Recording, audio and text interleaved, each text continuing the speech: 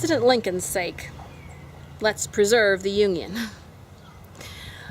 I know we're seeing more and more leftists out to deny goods and services to conservatives because they don't like their politics. And personally, I'm afraid it's going to go all the way down to medical assistance. And the leftists certainly are not going to try to give life-saving services, medical services, to their opponents. I think it's going to get that bad. So we got to watch it.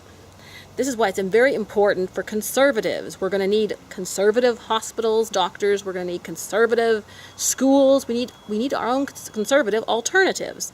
Because when the left tries to lash back at us by denying goods and services, we have an alternative. And they will just go out of business by themselves because they're so bitter. So the reason why I say it's for President Lincoln's sake, because it is so terribly tempting. I think it's terribly tempting when you see the liberals trying to deny us freedoms. I think it's terribly tempting for us to want to deny them service too.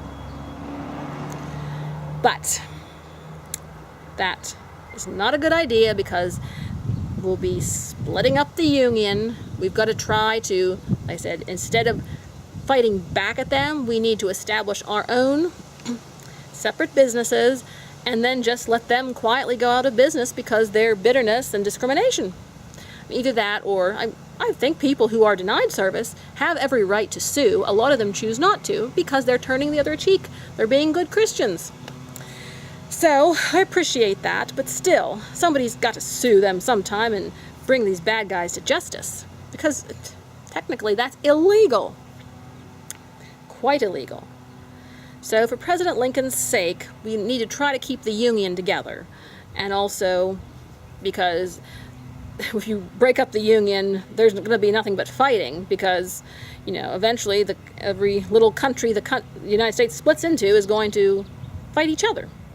So we need to preserve the Union and try to get people to see common sense rather than lashing back at them for lashing out at us.